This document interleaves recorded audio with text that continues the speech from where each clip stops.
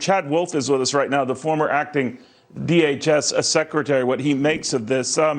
Chad, good to have you. I don't care about the semantics, whether it's a crisis or whether I want to call it or not. It is a bad situation getting worse. So how does it get better? Yeah, absolutely. And that press conference was just astonishing. I think, what the members saw down there and what they were describing, some of the pictures, certainly what some of us previously served in the department have been saying now for 2 months, which it is a crisis that is extremely impacting the men and women of the Border Patrol and the department. And I will just say that the decision to roll back MPP, the ACA, and to proactively take all these tools off of the table is probably the worst decision that has happened to the Department of Homeland Security and Customs and Border Patrol agents in its 18-year history. What they're having to go through today and every day, processing those number of individuals not doing their national security job, is just it's a tragedy at the end of the day. And how do you solve it? You solve it by going back to some of the policies that we saw work throughout 2020. And you can always improve upon those policies if that's what the Biden administration wants to do. But to take those and remove those with nothing in place is directly the result and directly the cause of what's going on today. I know it's a mug's game, Chad, but for the people who are coming here, not just the minors, they say, the migrants, and some of them were put in facilities now on the U.S. side of the border under President Trump. They would have to wait it out in Mexico. That policy has been reversed now in the Biden administration for the most part. What is the likelihood, and how long would it be for some of them to return to Mexico or point south?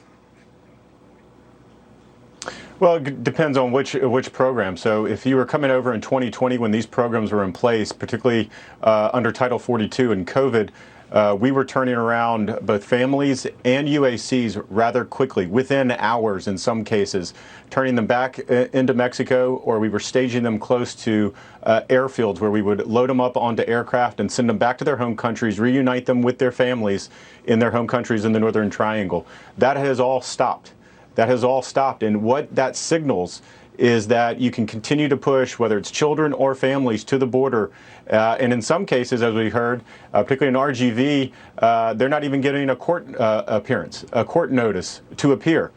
They're not even in the immigration system as they get turned away or turned out and let go into American communities. So again, it's turned what they have done on the border today, and certainly the members of Congress outlined that, have turned not only border enforcement but immigration enforcement writ large on its head. There is no enforcement along that border. The administration continues to address this issue as a capacity issue, building bigger facilities, bringing more facilities online. I think that's important, but until you address the illegal behavior and hold individuals accountable, it's going to continue, and it's not going to get better. Chad, a number of the Republican senators mentioned that they were challenged and even mocked by those on the other side, presumably those trying to get in the country, or if we're to believe at least a lot of the press reports that drug runners and others are helping them get here. What did you think of that? How does that complicate resolving this? If there's a large number of people who are convinced that President Biden has their back. That seems to be where some are coming from. The president is insisting on, if you're thinking that they're coming because I'm a nice guy, he wants to send a signal that, go back, don't be rushing this, I'm paraphrasing.